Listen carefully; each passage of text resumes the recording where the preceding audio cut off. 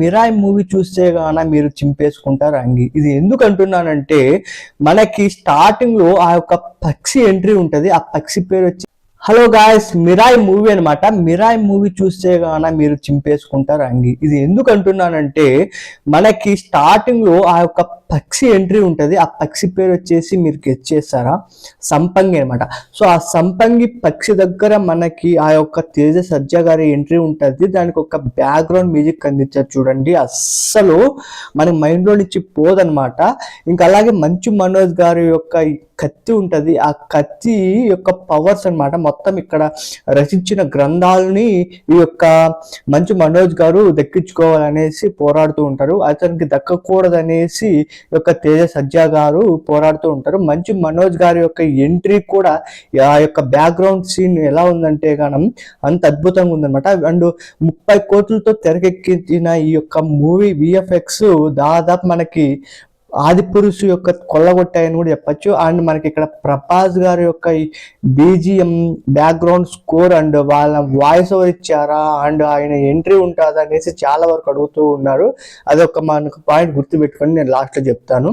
అయితే ఇక్కడ ఏంటంటే కనుక ఈ యొక్క విజువల్ చాలా వరకు మనకి గెటప్ సీన్ యొక్క కామెడీ కూడా మనకి బాలే అక్కడ ఎంటర్టైన్మెంట్ అనేది ఉంటుంది అనమాట. అంటే ఇక్కడ మొత్తం 4 నుంచి 5 సస్పెన్స్ అనేది మనకి మూవీలో దాచిపెట్టారు. అవి మనము అయితే చూసినప్పుడు మనకి గూస్ బంప్ సీన్స్ వస్తాయి. మనకి సంపంగి పక్షి ఎప్పుడైతే ఎంట్రీ ఇస్తుందో అక్కడి నుంచి మనకి మూవీ యొక్క హైప్ అనేది ఇంప్రూవ్ అవుతుంది. ఎందుకంటే మనం దాదాపు చూస్తున్న విఎఫ్ఎక్స్ ఏదో మనకి కనపడినట్టు పెడుతున్నారు, కానీ ఈ యొక్క మూవీలో డైరెక్ట్ ఆ పక్షి మనకి వచ్చింది. ఆ యొక్క గ్రద్ద అంటే సంపంగి యొక్క పక్షి పోరాడుతూ ఉంటుంది, అంటే తనకి హెల్ప్ చేస్తూ ఉంటుంది. ఎవరికి? తేజ సజ్జాకి.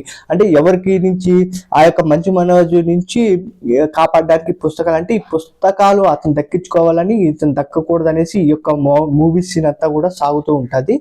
అండ్ ఇక్కడ మనకి 2 క్యారెక్టర్స్ ముఖ్యం అనమాట. అది ఏంటంటే కనుక తేజ సజ్జా గారిది అండ్ మంచు మనోజ్ది. వీళ్ళిద్దరు యొక్క పోటీ గొడవ ఉంటుంది, ట్రైన్ సీన్ ఉంటుంది.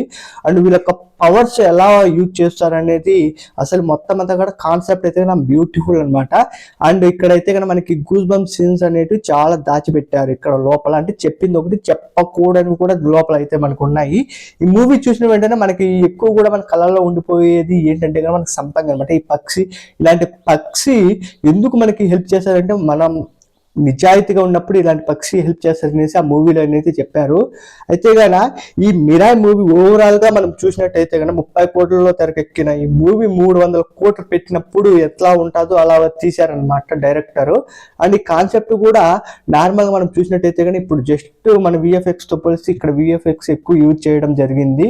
అండ్ కంటెంట్ కూడా ఒక మంచి కంటెంట్ తో ఇక్కడ రావడం జరిగింది. అయితే ఓవరాల్ గా ఈ యొక్క మూవీ ఇప్పటికీ మంచిగా కలెక్షన్ సాధించింది అనేసి కూడా చెప్తూ ఉన్నారు. అలాగే టికెట్స్ బుకింగ్ కూడా అలాగనే ఉన్నాయి. ఈ రోజు 2 మూవీస్ మనకి రిలీజ్ అయ్యాయి, బెల్లంకొండ వారిది కూడా.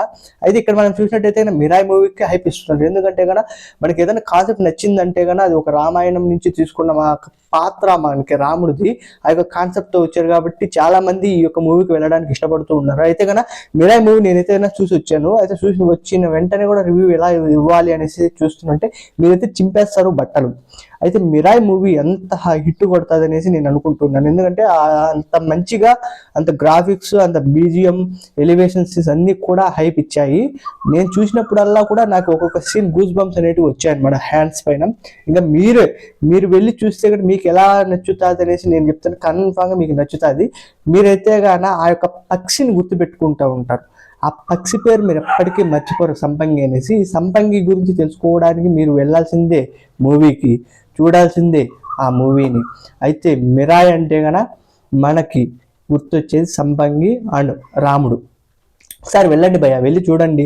ఎన్నెన్నో మూవీస్కి వెళ్తుంటాం. ఈ మూవీకి వెళ్తే కనుక మనకి పోయేది ఏం లేదు. అండ్ మనకి కొత్త లోకంలోకి వెళ్ళి మూవీ చూసినట్టు, కొత్త లోకంలోకి తీసుకొని వెళ్ళినట్టు కూడా మనకి బీజిఎం, ఎలివేషన్ సీన్స్ మొత్తం అన్ని కూడా హైప్ ఇస్తాయి.